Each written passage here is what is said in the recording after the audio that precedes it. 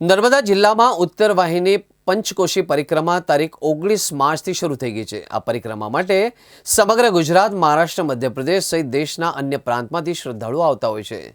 પરિક્રમામાં અવ્યવસ્થા ન સર્જાય એ માટે નર્મદા જિલ્લા કલેક્ટરની અધ્યક્ષતામાં અધિકારીઓ, એજન્સીના પ્રતિનિધિઓ અને બોટ સંચાલકો સાથે બેઠક યોજાઈ। પરિક્રમા આવતા ભક્તોને નર્મદા જિલ્લા વહીવટીતંત્ર દ્વારા અપીલ કરવામાં આવી છે।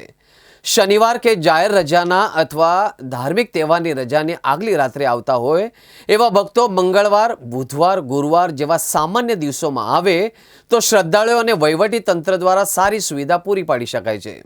શનિ રવિની રજા તથા રામનવમીની રજાના દિવસોમાં આવનારા શ્રદ્ધાળુઓ માટે કેટલાક મહત્વના નિર્ણયો લેવામાં આવ્યા છે, જેમાં પ્રથમ તો પોલીસ વિભાગ દ્વારા સ્ટેગરિંગ એટલે કે ટુકડે પદ્ધતિથી પરિક્રમાથી જવા દેવામાં આવશે। બે જગ્યાએ આ પદ્ધતિ અમલમાં આવશે, એક તિલકવાડા 3 રસ્તા પાસે અને બીજી વાવડી રોડથી રામપુરા જવાના રોડ પર। નર્મદા જિલ્લામાં ઉત્તર વાહિની પંચકોશી પરિક્રમા 19મી તારીખથી સુચારુ રૂપે ચાલુ થઈ ગઈ છે।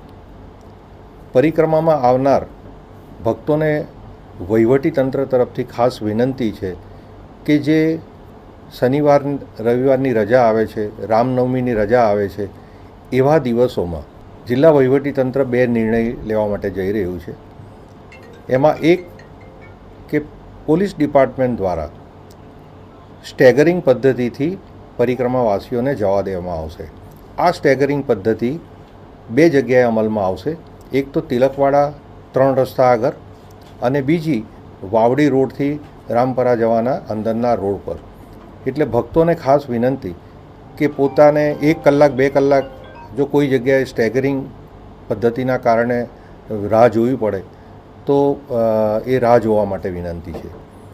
બીજી બાબત એ છે કે સામાન્ય રીતે શનિવારની રજાના દિવસે કે કોઈ ધાર્મિક તહેવારની રજાના આગલી રાત્રે આવતા હોય છે તો મારી ખાસ વિનંતી છે કે આપ સોમ, મંગળ, બુધ, ગુરુવારે આવો તો આપને ઉત્તમ કક્ષાની વ્યવસ્થા અમે પૂરી પાડી શકીશું।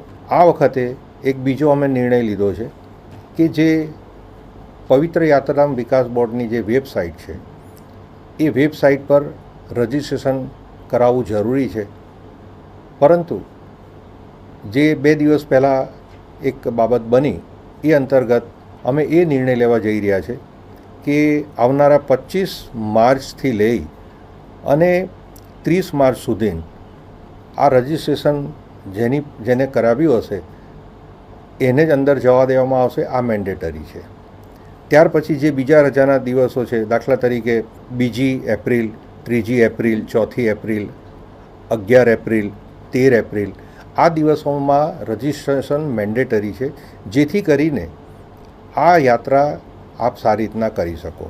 ત્રીજો મુદ્દો જે છે એ લાઈફ જેકેટનો મુદ્દો છે। ઘણી વખતે આપ એવું વિચારતા હશો કે 5 મિનિટની યાત્રા છે, લાઈફ જેકેટ ન પહેરીએ તો શું થાય, પણ લાઈફ જેકેટ પહેરવું એ મેન્ડેટરી છે અને આવનારા દિવસોમાં અમે આ પેનલ્ટીની પણ જાહેરાત કરીશું કે જે લાઈફ જેકેટ ન પહેરે એને પેનલ્ટી કરવામાં આવશે।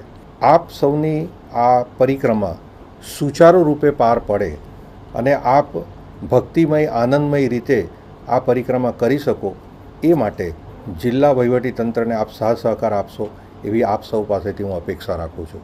આભાર।